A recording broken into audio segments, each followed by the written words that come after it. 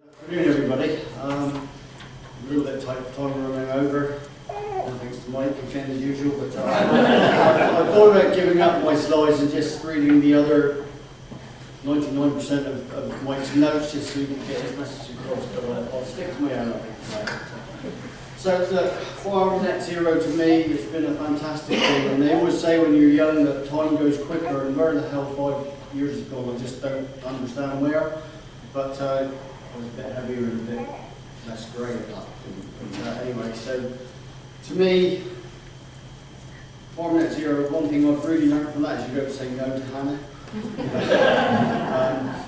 We have sort of become a bit of a double act. You know, I was trying to think of something from the past, and for the older of you and the generation from back in TV of like George and Mildred and Terry and June, but I couldn't really find anything that was really suitable. But so yeah, that was just, I think it was the first year here. Anybody here from Halligan still? I've got some Cornish chicory seeds with, you know, the dots there. If you want that, I can have as many seeds as you like. Okay. If we can destroy them, that's great. So anyway, so Hans asked me to sort of sum up going forward. Very much so. This is just about a sustainable system going forward, and it's about a milking stool, and you have to have the three legs in balance, else that stool falls over. Okay, and as Mike said, we can't be green if we're in the red, so we have to have the financial and economical stability and sustainability going forward, else the whole thing falls over. And you know, we do a lot of budgeting and going forward. We've got to try that first. Zero budgeting, working up from the bottom line. What do we want to start with? And then we work back and try to farm to that way. You know, I haven't said anything really about myself. You know, but we're working about 500 cows on 1,100 acres, finishing all the beef calves. We let some to veg and potatoes and stuff. But you know, it's about an ecological system that supports our family going forward. Environmentally, you know, nature is coming up the agenda now.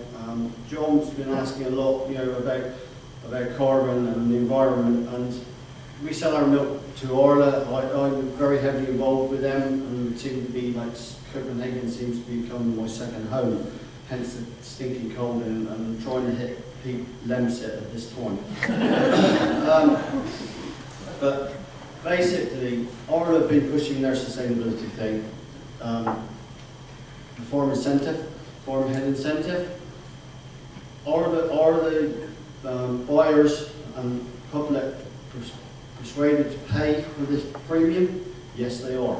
Okay, so Orla have got 5 billion litres now signed up, paying a premium for the sustainability work that all the members across the whole of Europe has delivered. You know, they're starting to reward mixed species swords, permanent pasture for sequestration now. None of that would have probably happened if it wasn't for the farm net zero. Because I sit on the sustainability group, I had evidence and I had data. You know, scientists and the staff that I've been working with, they don't listen to hearsay. They need hard data and proof, ideally peer reviewed. Net zero has allowed me to really go and deliver that, and some of the results that we've had from all the various projects that have been part of net zero has helped me change their system and deliver for grazing-based farmers.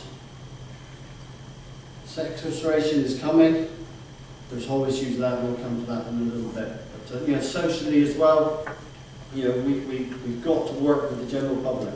Nature is now coming up the agenda. Last year, nature and biodiversity weren't going to be included like in our milk buyers' sustainability stuff.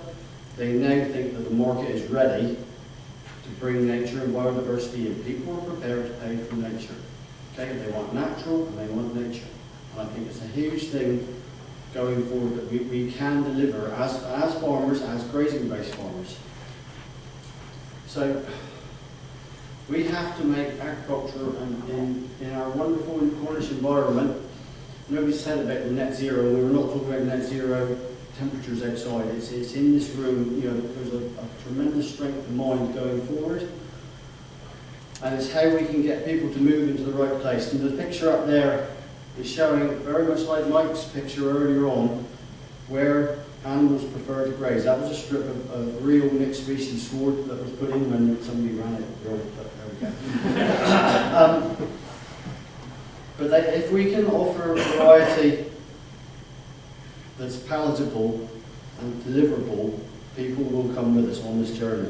And I think it's something we must remember.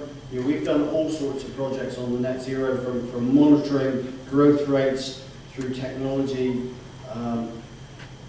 and varying things from herbs and innovative farmers. We're comparing milk composition between mixed species and ryegrasses. You know, there's so many varied things, but we have to remember the next generation. Okay, it's not us that's going to have to feed 9 billion people. It's the generation there. Talking to Katie, we've had staff involved. We have hosted the Kingfisher Awards, and we probably had 1,500 kids over 3 years on farm. They love it. Okay, quite a bit of effort goes into it, but we really think that our staff are part of our team as well, and we have to deliver because they're the ones that will have to feed the 9 billion, not us. We don't know. So we have to start them on an early way, understanding where quality and food nutrition density comes through into the future.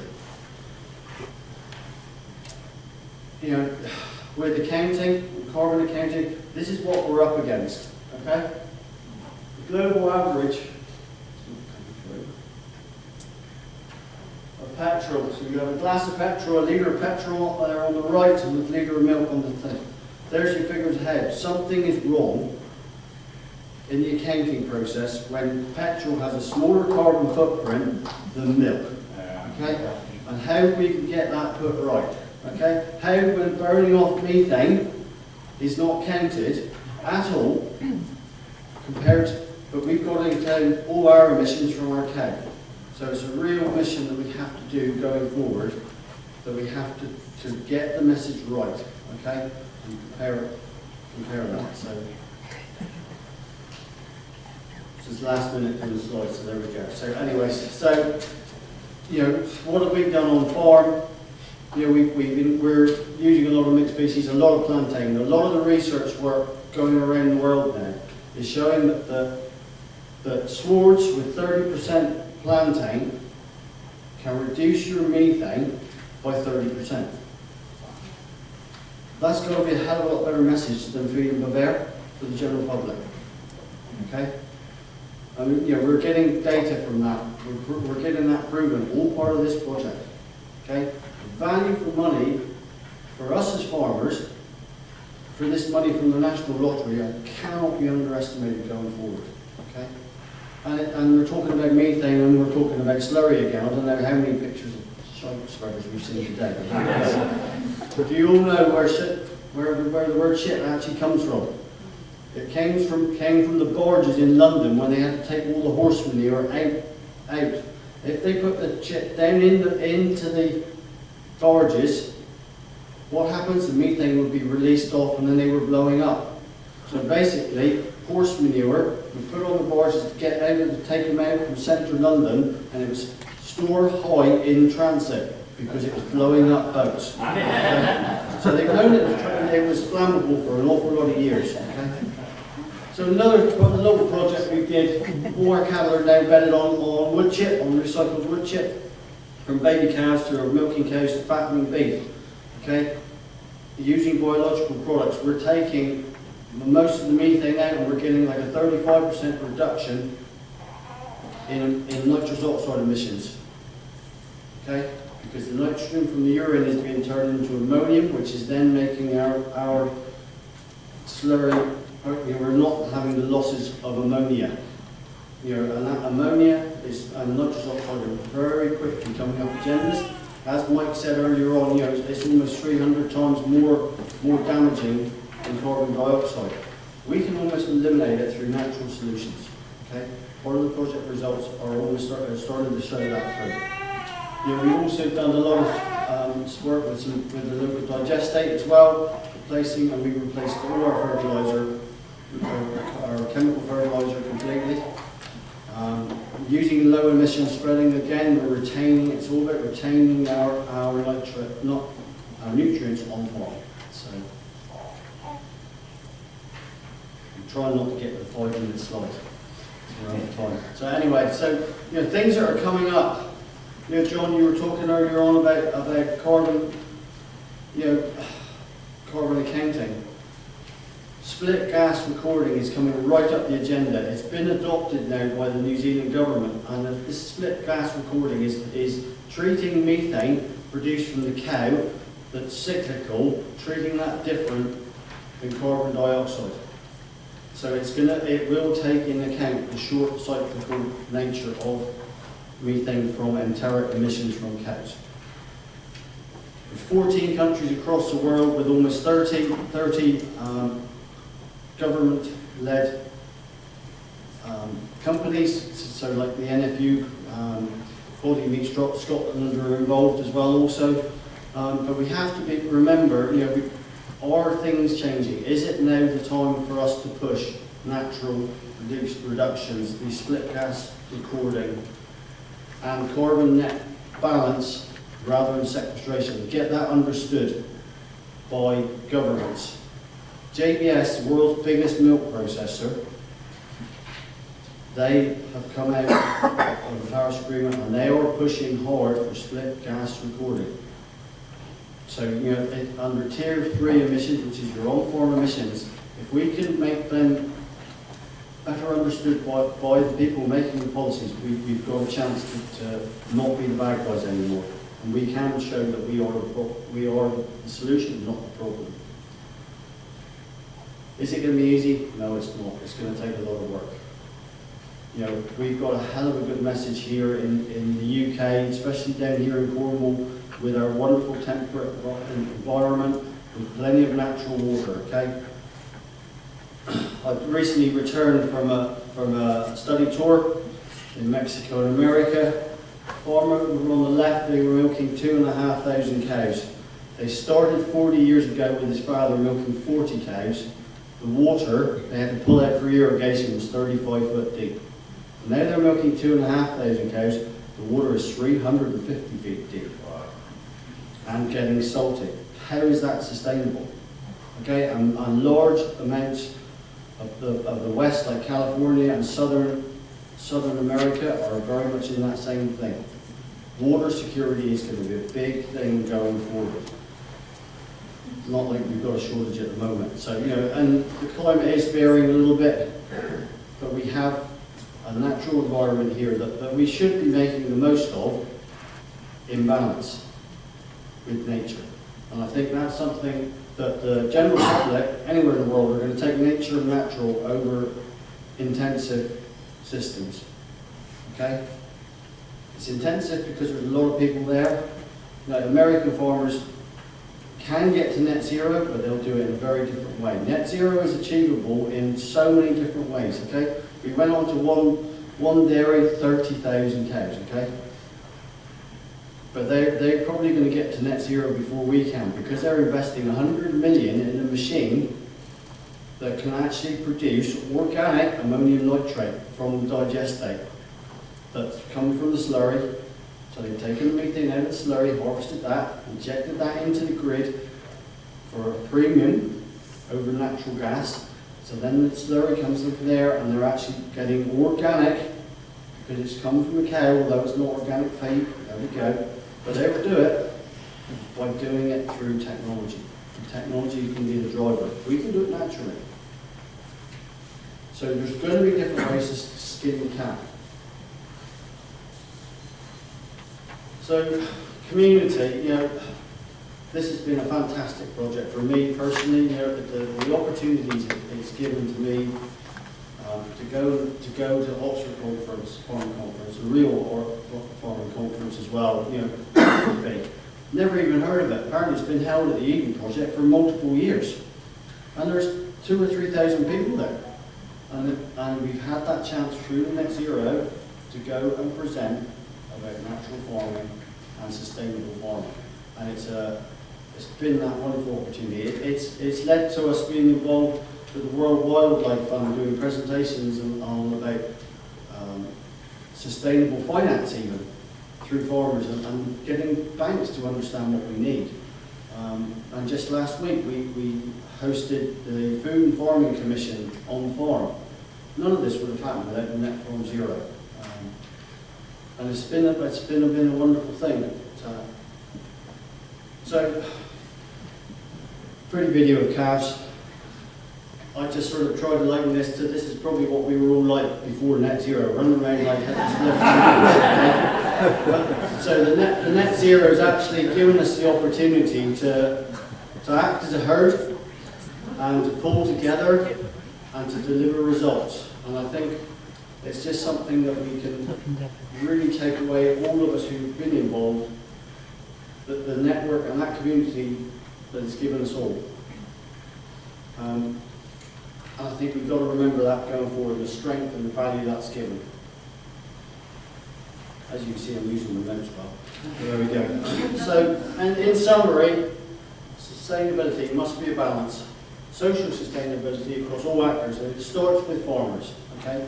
And as Mike had stolen my line from before earlier, it's hard to be green if your business is in the red, but he forgot the last bit if you're on your own. Okay?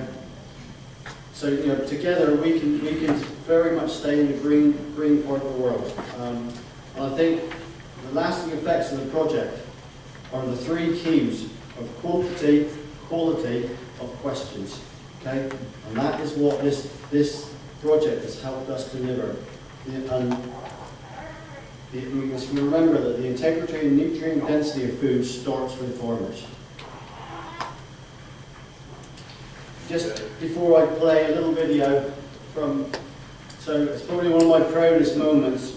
We were asked to do a presentation, Hannah and myself, for the Science Museum about the future of food and farming. And this film is being shown up in the Science Museum in London. A lot of tears in my eye when I went and watched it, if I'm brutally honest. And just before I play it, we've got a small little present for Hannah for all her work on all the demonstration farms. Because we would never have done it without her.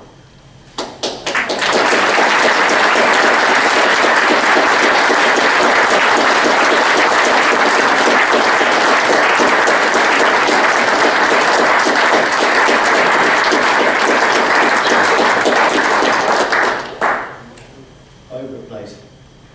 I'll shut up and I'll hand over.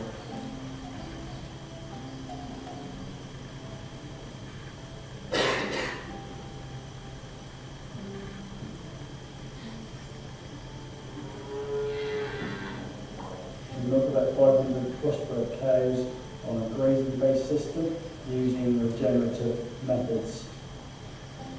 Working with the right people absolutely helps build your knowledge, it helps build trust. Andrew asked me, how do herbal lays, these multi-species straws, affect my milk quality? And how we need to balance that too. It makes a lot of sense to make sure that within the field, you've got a plant species which give all the cow what she needs. Other benefits include increased on-farm biodiversity. They're particularly good for pollinators. We've got white clover and we've got some chicory plants here. Whether you've got chicory or a plantain or a grass, each set of roots from these different species will support different types of microorganisms below ground. One of the ways to enhance the soil biology is to have animal dung. There is a whole diverse range of creatures all the way through to the dung beetles and dung flies that all work in to break down that dung cat and take it into the soil and supporting a really rich and diverse soil microbial community. All these bacteria and fungi are providing nutrients to this grassland which allows better grazing for the livestock. If soils have got a lot of organic matter, so material that was once living, so dead leaves, dead roots, it's like a sponge you can hold onto the water. So in drought periods, Andrew will have more grass than a field that's got less organic matter. Plants have got no moisture, they can't grow, they drown off, and there's no grazing for Andrew's cows. We've got a changing climate, and having a stronger, more healthy soil can then withstand these more extreme weather events that we're getting. That's looking lovely, nice crumbly texture. Because we are getting more and more of their root material into these soils, what we're doing is we're taking carbon dioxide, a greenhouse gas, out of the air and storing it in the soil. Agriculture is the only industry that can produce food, and it can also reduce greenhouse gases at the same time. One of the key pillars of ecological farming is integrated livestock within that system. We're able to potentially support a much greater level of plant diversity, which is a key to maintaining soil health.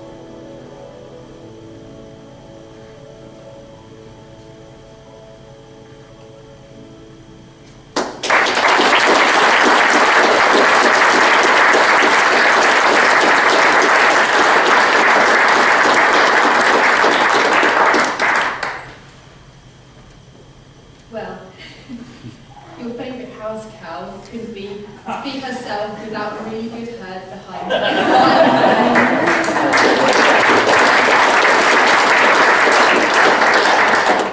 And just from my perspective, there are many unsung heroes even within the Farm Net Zero Consortium. I would say Stefan has done massive amounts of the legwork for soil sampling and footprinting for Carbon Toolkit. And Alex has been there every typo that I've made on the event adverts, every event that I've not quite got right, he's been at the back just to say, oh, you could have done that better next time. And there's other partners here today, so thank you. I don't want to list everybody because I'll forget someone, it's terrible. But for me personally, Stefan's done a huge amount legwork that he's very quietly going about it in a very knowledgeable, confident way. Alex, who's done massive amounts of work for this project. But not mentioned at all is Steve, who's kept us completely on track. When I've got terribly excited about something, it's Steve that's kept me on message. So can we just say thank you to Steve?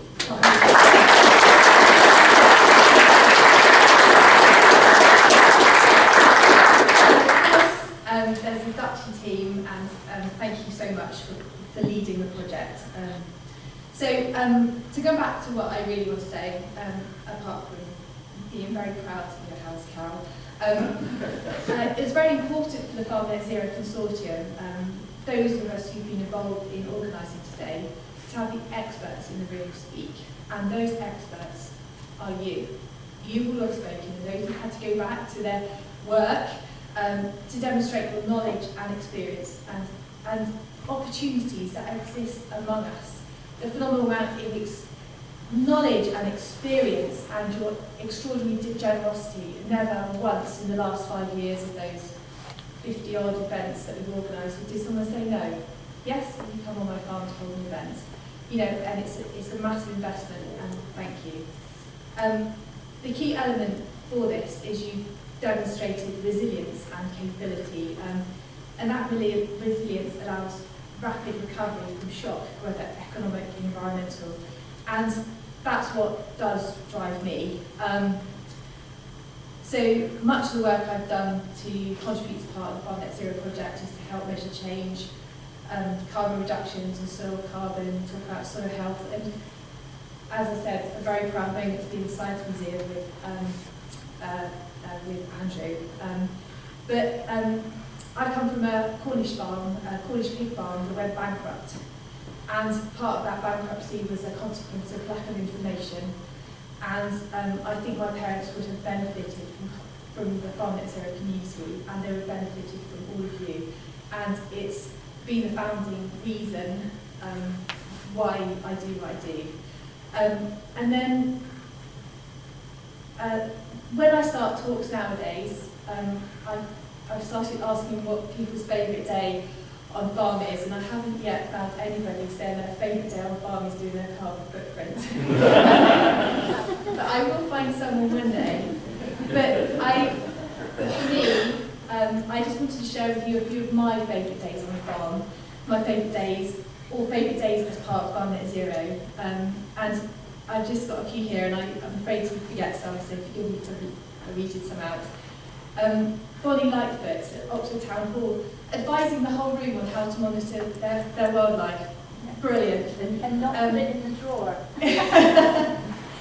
A single question of Andrew Brewer's that may take me half a day to unpick. He says, I ask questions, you ask really good questions. Patrick Barrett, he finally taken a spade to prove his rotation was great, even though he resisted me very heavily to start with.